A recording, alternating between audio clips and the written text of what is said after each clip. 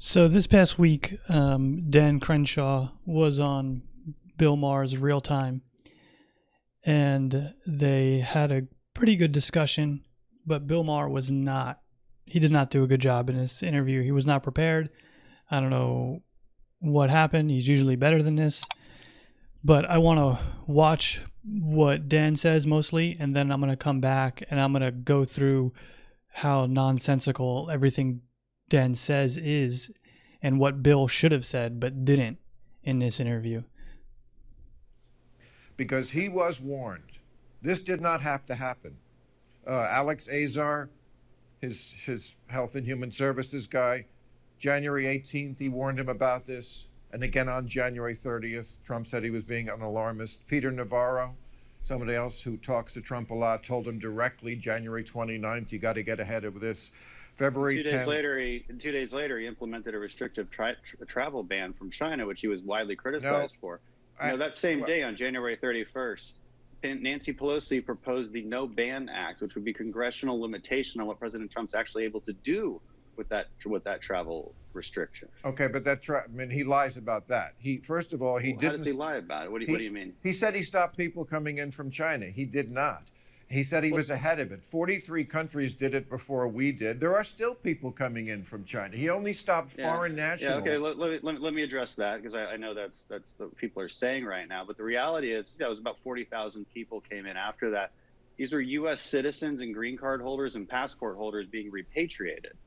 U.S. citizens. So you have to make the argument then that we shouldn't allow them in. And I mean, it sounds to me like you're fully agreeing with President Trump on this when everybody else disagreed with him. And if you're saying that you wish that travel restriction had been more extreme, okay, fine. I mean, you apparently had the foresight back then, but when nobody else did. But the fact is, if Joe Biden was in charge at that moment, he's already said he wouldn't have done it. He criticized it at the time. Nancy Pelosi actually proposed legislation to stop it.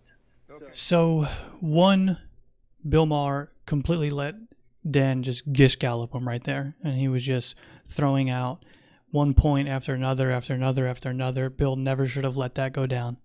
Two, he says, people are saying that 40,000 people came in after the travel ban. Yes, people are saying because that's what happened. And then he also says, he admits that, some of those were permanent residents, family members of immediate family members of U.S. citizens, green card holders.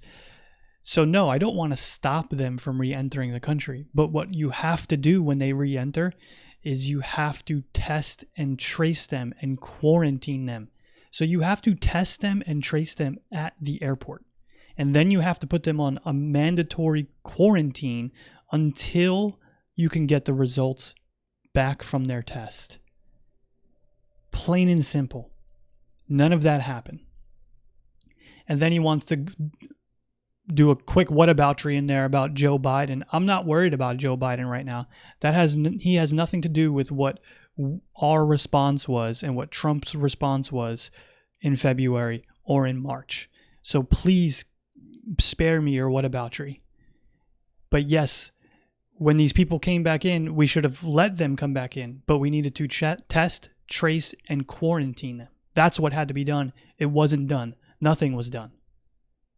And that's where Trump completely dropped the ball. Not to mention, he did this with China when it was already spread throughout Europe, and there were zero travel restrictions with anyone coming in from Europe. So it none of it adds up. Let's go back to the video.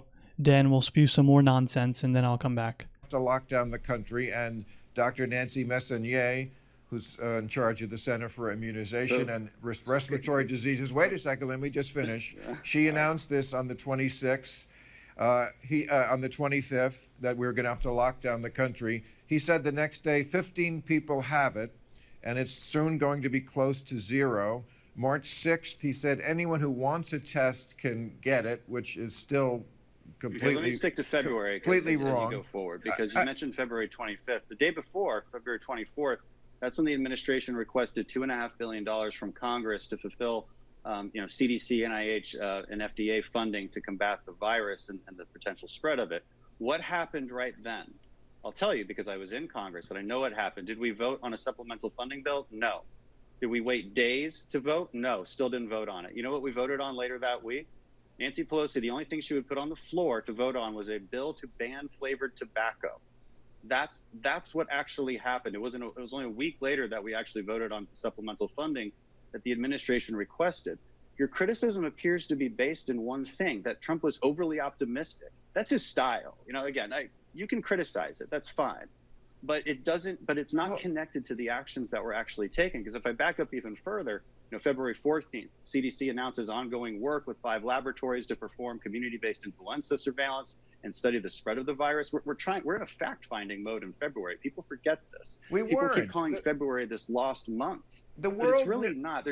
That's an easy and cheap accusation because there's no big, bold moves taken like there was in January or like there was in March. But the reality is our government was working to create that test. Now, did they work as fast as we would have liked? And of course not. And there's a lot of reasons for that, which I'm happy to go into. By March 3rd, there was only 102 cases in the United States. And yet I'm hearing criticism that we should have been locked down weeks earlier. But would you think the American people would have accepted that with only 100 cases in the United States? Italy didn't lock down until March 10th. Spain, not until March 14th. UK, not until later in March. Places like Sweden never locked down. And so I provide all of that context as we try to basically accuse this man of he's being accused of having blood on his hands. And context is so important here. Well, it is. And so again, Bill lets Dan just straight gish gallop him the whole time. Never should have let that happen. You can't just let someone throw point out after point out after point out, because then when it comes back to you, you don't remember everything they said and they get away. They skate by with their nonsense. So one where he talks about Trump's MO, what he does is positivity, and you could not like that. Since when is his MO? Since when is his demeanor about positivity? His entire campaign was ran on division, fear, and how terrible the country is, and in that we had to make it great again. And there's a difference between being positive about a situation and being completely delusional about a situation. And his quotes throughout the first 2 months of this pandemic were not positivity, they were delusional. I mean, let's go through a couple. Quote, looks like by April, in theory, when it gets a little warmer, it miraculously goes away, end quote. That's not positivity, that's delusion. Another one. Quote, it's going to disappear one day. It's like a miracle, it'll disappear. Again, not positivity, delusion. Another one. Quote, we have it under control. It's one person coming in from China, end quote. It's obviously not one person coming in from China. That's not how viruses spread. So again, it's not positivity. These are delusional statements. And then who can forget his Democratic hoax? These have nothing to do with being positive, let alone the fact that Trump's MO and his demeanor is not positivity. It's bullying. It's stupidity. It's delusion. It's lies. Has nothing to do with positivity. The only thing Dan said in that entire gish gallop that was a little bit true and not nonsensical was the whole Congress voting on supplemental funding for coronavirus on the 24th, which the Trump administration wanted to pull funds from other programs. One being like Ebola. One was like a vaccination program. They wanted to pull funding from other programs to create a new fund that they can put towards coronavirus. Is that something that, who knows? I'm not lost in the weeds of those bills. So who knows what else was in those bills as to why Nancy Pelosi and Chuck Schumer didn't want to vote on it? Could that have been something they could have done? Possibly. But so far in this entire almost 5-minute clip, Dan has said nothing that makes any sense. And Bill was just ill-prepared in this interview and made Dan look a whole lot better than he actually should have come across. Right. The world was aware of this. And since when does America take its lead from Italy and Spain? Well, because those are where the outbreaks were happening. I understand. Right? Well, I'm pointing it out again for context. But if we're going to criticize somebody's actions, we have to do it in the context of the facts they knew at the time. And so I'm just trying to be fair here, that I don't really care about defending him or his actions. I just care about letting people know the truth. And when people make these accusations, I have to ask them a question. Is the goal to make Trump look bad, or is the goal to get to the truth? Because there's two different sets of answers for that. Okay, but sometimes they converge. Sometimes the truth is that somebody who says, I have a hunch, they converge. I have a hunch this is going to go away. Is that someone you would want to have served with? I mean, my God, I don't understand, why someone with your resume, you were in Fallujah, for God's sakes. Would you want someone, a commander, to say that to you, to blame everybody else if something goes wrong, and then to say, I have a hunch the enemy's not going to be in there. Let's attack. Sure, no, I understand that. So here's how I would describe my answer to that. When bullets are flying past my head, I don't need to raise my voice. And I write about this in my book too. Calm breeds calm, panic breeds panic. Being an optimistic, and exuding positivity and calmness in crisis is exactly how we ask our SEALs to lead. Now, I'm not sure I see a lot of evidence for blaming others, maybe blaming China, although there's a lot of evidence for that. So maybe that's a good place to lay blame. But I did it last Trump week. Blaming, Democrats here, or he's exposing hypocrisy, and maybe we're confusing that with blame. But no, I mean, again, calm breeds calm, and that's how we would lead in the SEAL teams.